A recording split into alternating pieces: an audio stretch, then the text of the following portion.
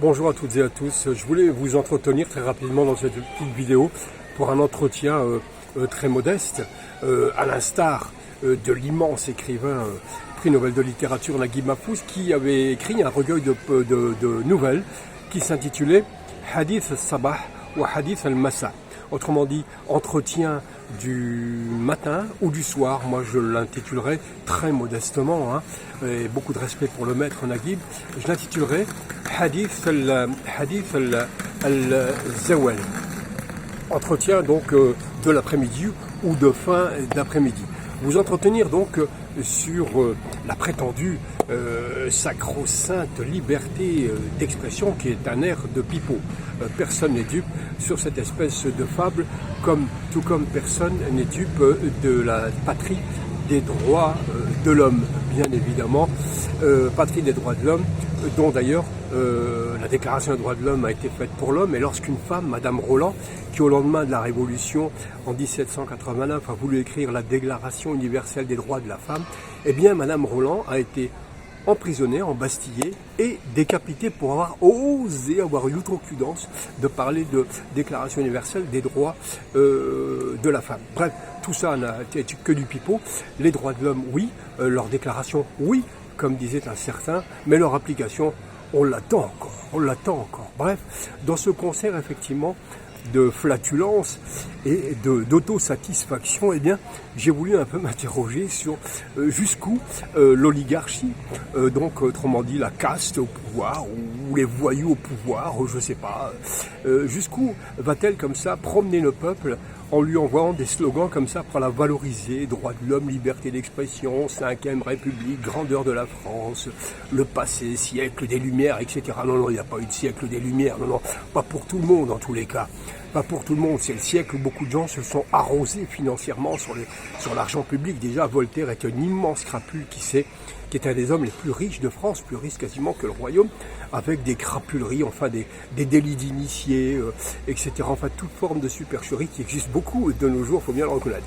Donc, siècle des Lumières, pas pour tout le monde, mais siècle où certains sont arrosés, très certainement, et ce siècle-là, donc on parle de celui du 18e, se poursuit aujourd'hui en notre magnifique 21e siècle. Donc jusqu'où les gens accepteront d'être comme ça écrasés, piétinés, les Français.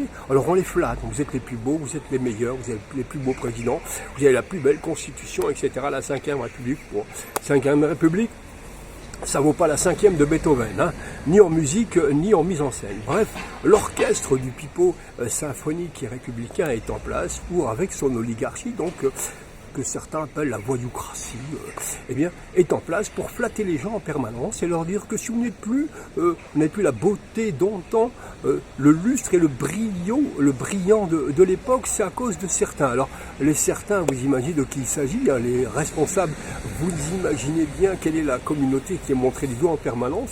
Et je me suis dit jusqu'où notre cher peuple français, qui est traité comme du bétail, comme un vulgaire troupeau, acceptera d'être flatté, d'être tondu d'ailleurs, comme des vaches à lait, etc., au profit donc de la caste au pouvoir, jusqu'où ces flatteries suffiront à satisfaire leur ego et leur existence de tous les jours, puisque c'est pas les flatteries qui remplissent leur frigo, c'est pas elles qui éduquent leurs enfants, c'est pas elles qui les soignent, l'état des hôpitaux, vous les voyez, etc.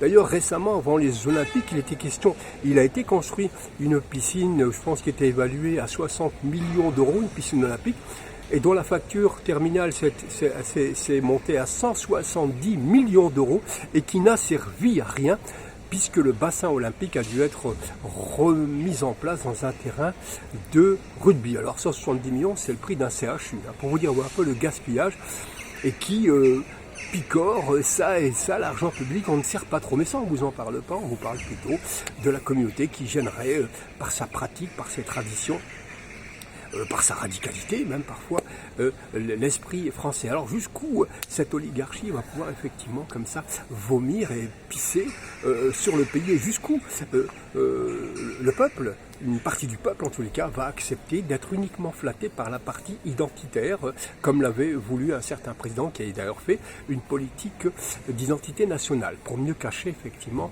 ces crapuleries et ancien président, d'ailleurs mis multirécidiviste, comme l'appelait le juge Trédivic, mis 5 fois en examen et condamné ferme pour des histoires de fadettes, pour des histoires aussi de guerre faites du côté de la Libye, etc. Ce président avait su vendre l'identité nationale à ces Français. Mais qu'est-ce que l'identité? Qu'est-ce que l'histoire? Est-ce qu'une histoire ou une civilisation est supérieure à une autre?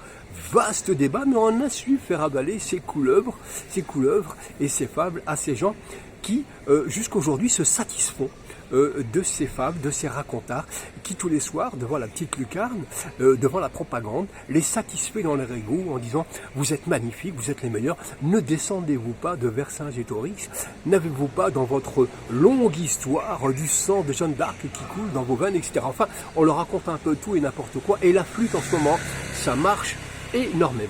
Ça marche énormément. Alors jusqu'où ce peuple, enfin la France, va accepter d'être comme ça, promené comme un enfant, quoi, fait dodo, maman est en bas, papa est en haut, ou le contraire, et on va te ramener du lolo, etc.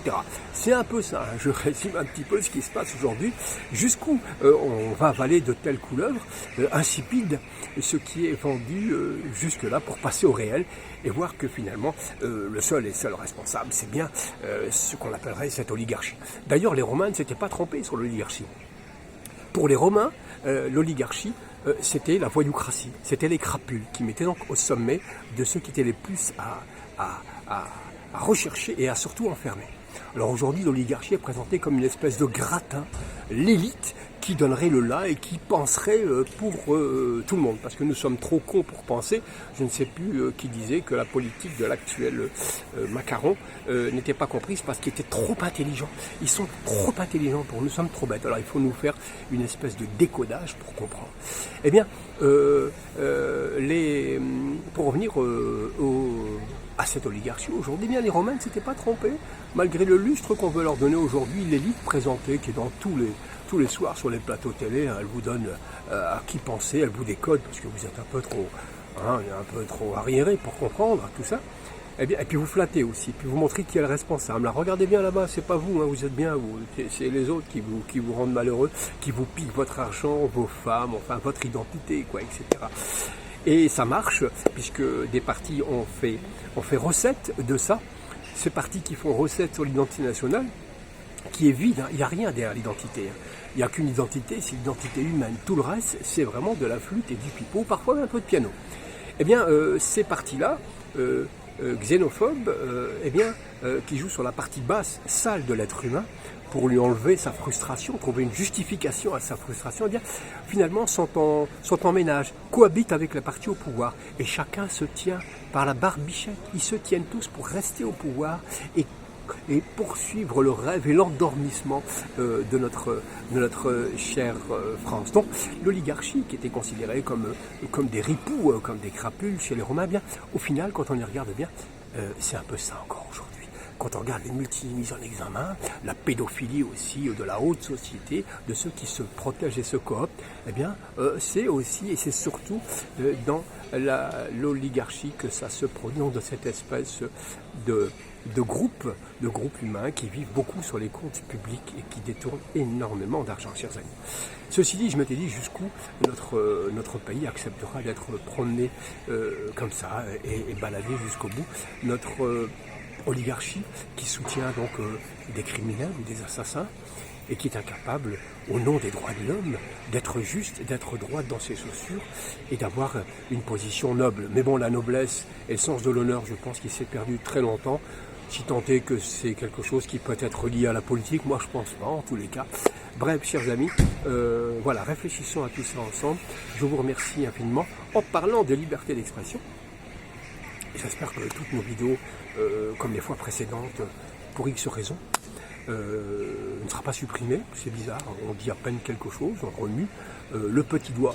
On remue une oreille et tout de suite on est effectivement à peu près sanctionné très très vite. Voilà, donc je vous enjoins à partager cette vidéo, à mettre des petites pouces en l'air, en bas, pas du tout, faites des commentaires gentils ou même méchants, il n'y a aucun souci.